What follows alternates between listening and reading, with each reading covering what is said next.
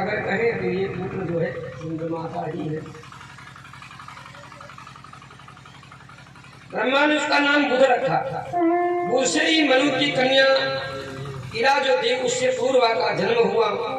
एक समय इंद्रलोक में नारद जी के मुख से जब पूर्वा के सौंदर्य और पूर्वा के ऐश्वर्य बल सामर्थ्य का जब वर्णन उर्वशी नाम की अप्सरा ने सुना तो उर्वशी जो है पूर्वा से मिलने की इच्छा से मृत्युलोक में आई। पूर्वा को जैसा नारद जी ने बताया उससे कहीं अधिक स्वरूपमान पाया। तो 3 शर्तों के साथ उर्वशी ने पूर्वा के साथ विवाह किया। घट का भोजन करूंगी, संतानोत्पत्ति की कामना के अतिरिक्त आपको निर्वस्त्र नहीं देखूंगी राजन, और ये मेरे जो भेड़ हैं मेढ़ा, इनकी रक्षा आपको करनी पड़ेगी। पूर्व ने कहा ठीक है, तीनों का स्वीकार कर। बहुत दिन बीत गए, स्वर्ग में उर्वशी को देखा नहीं। इंद्र आश्चर्य में पड़ गए, अब क्या करें। तो इंद्र ने उर्वशी को लेने के लिए गंधर्वों को भेजा। अच्छा, ये इतने काल तक उर्वशी स्वर्ग में तुम्हें रही क्यों नहीं? क्योंकि मित्रा वरुण ऋषि ने श्राप दे दिया था, इसी कारण से उसे मृत्युलोक में आना पड़ा। गंधर्वों ने जब अनंत प्रयास किया कि हम उर्वशी को समझा बुझाकर स्वर्ग ले जाए, लेकिन नहीं ले जा पाए।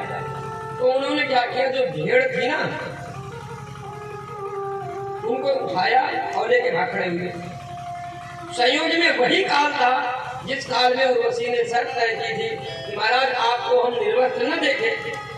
जब भेड़ों को बचाने के लिए पूर्वा दौड़े तो वो काल वही था, निर्वस्त्र थे।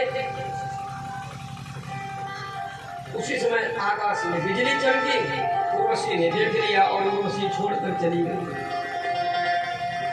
और हमारी आपकी जो शर्त थी वो टूट गई, अब हम नहीं रहे। लेकिन राजा पुरूरवा उर्वशी के प्रेम में इतने कामासक्त हुए, उर्वशी के जाने के बाद पृथ्वी पर पागल की तरह घूमते रहे। एक दिन उन्होंने उर्वशी को कुरुक्षेत्र में 5 सखियों के साथ उर्वशी को भ्रमण करते हुए देखा। बड़ी विकलता से पृथ्वी के उर्वशी के पास गए। देवी, आप हमारे साथ रहो ना। उर्वशी ने कहा, एक शर्त है राजन, हम प्रत्येक वर्ष में 1 दिन के लिए हम तुम्हारे पास में आया करेंगे, 1 रात्रि के। इस क्रम में उर्वशी और पूर्वा से कई पुत्र पैदा हुए, मनोरथ पूर्ण होता रहा, संतानें होती रही। सुदेव जी कहते राजा परीक्षित, लेकिन राजा का मन नहीं लगा। तब उर्वशी ने कहा, तुम गंधर्वों की आराधना करो, गंधर्वों की आराधना करो और उनसे मुझे मांग लो। राजा ने वैसा ही किया, अग्नि स्थापन कर चमकता हुआ पात्र दिया। तो उर्वशी समझ करके ही उसको वो प्रेम करने लगे। बस, तो ये उर्वशी नहीं है, ये तो पात्र है। स्वरूप में कोई किसी की आकृति बनी हो तो ये एक विशेष प्रकार की स्थिति शरीर की होती है। जब अत्यधिक प्रेम होने में तो प्रेमाभास जब बढ़ता है तो स्वरूप बोध नहीं रहता। और क्या करते, तो उसी को लेकर के इधर उधर घूमने लगे। वन में रह करके घर में गए, घर में रह करके फिर वन चले जाएं। कुछ दिनों के बाद त्रेता के आरंभ में स्वर्ग प्राप्ति के साधन भूत वेदोक्त कर्मों का हृदय में प्रादुर्भाव हुआ। फिर वन में गए, अग्नि स्थापन किया, अग्नि थाली के रख गए। उनकी दृष्टि समी के मध्य में उत्पन्न स्वस्थ वृक्ष पर पड़ी। उन्होंने उर्वशी को पाने की इच्छा से अस्वस्थ वृक्ष की 2 लकड़ियों को तोड़ा, अरण्य मंथन किया, जैसे अग्नि ग्रहण करते ना। अपने को समझ करके ऊपर की लकड़ी अपने को समझा, नीचे की लकड़ी जो है उर्वशी को समझा और मंथन करने लगे। अग्निदेव का प्राकट्य हुआ। ऐले ने उन्हें पुत्र के रूप में माना, उर्वशी को प्राप्त करने की इच्छा प्राप्त की। तो अग्निदेव के द्वारा भगवान विष्णु का यजन किया गया। भगवान के अतिरिक्त कोई ऐसा मनोरथ पूर्ण नहीं कर सकता।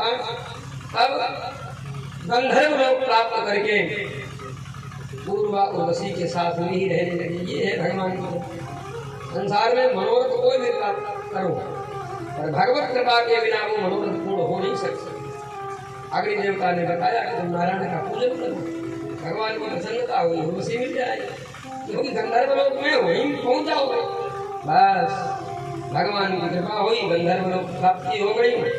तो अग्निना प्रजया राजा लोकं गंधर्व में। सुखदेव जी कहते हैं राजा परीक्षित, इसी क्रम में पूर्वा और उर्वशी के अंश से आयुष तायु सत्यायु जय विजय जय ये पुत्र हुए।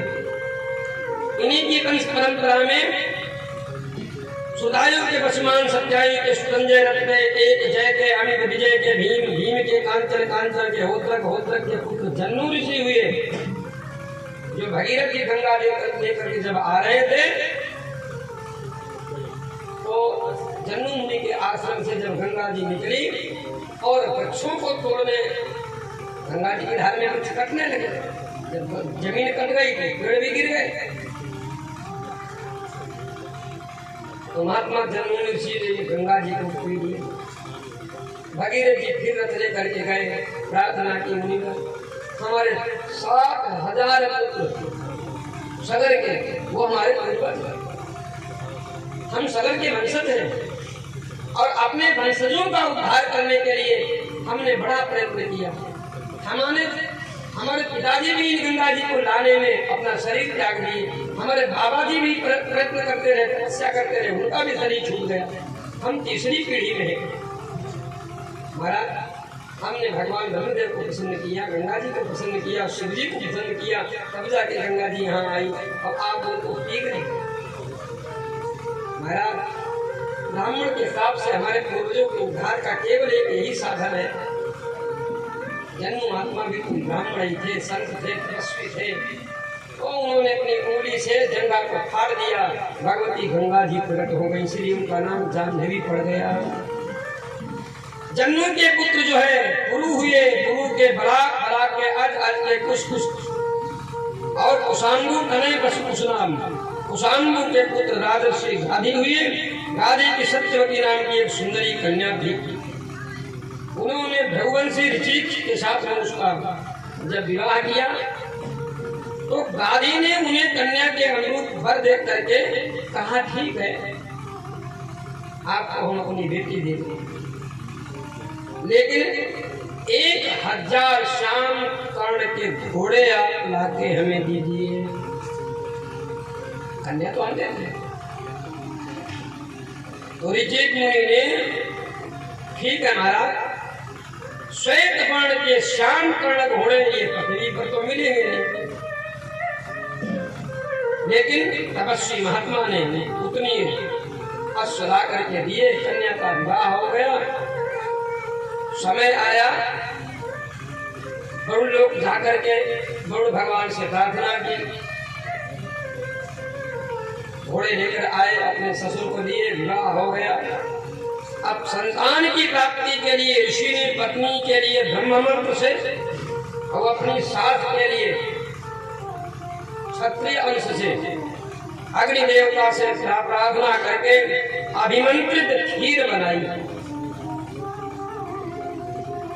खीर बनी थी, लेकिन माँ बेटी ने उस खीर को बदल लिया। इसके कारण जब महात्मा ऋषि को यह बात मालूम पड़ी कि जो अभिमंत्रित खीर थी वो बदल ली गई, तो ऋषि महात्मा ने कहा, देवी आपने बहुत अच्छा नहीं किया, हम ब्राह्मण हैं, आपके अंश से जो बालक पैदा होता वो ब्राह्मण अंश से होता, अब आपने खीर बदल ली, तो अब तो आपके अंश से जो बालक पैदा होगा वो क्षत्रिय स्वभाव का होगा, अब आपकी सास के उधर से जो बालक होगा वो ब्राह्मण स्वभाव का होगा। पत्नी ने कहा, हे नाथ, इसका कोई उपाय नहीं है, तो ऋषि मुनि कहने लगे, अच्छा उपाय करता हूँ, तो तुम्हारा जो पौत्र होगा वो क्षत्रिय स्वभाव का होगा, इतना हम बदल सकते हैं। भगवान से प्रार्थना की, जो बालक गर्भ में था उसका परिवर्तन होगा, ब्रह्म स्वभाव का होगा। अब क्या होगा, सत्यवती के गर्भ से महात्मा जमदग्नि का प्रादुर्भाव होगा।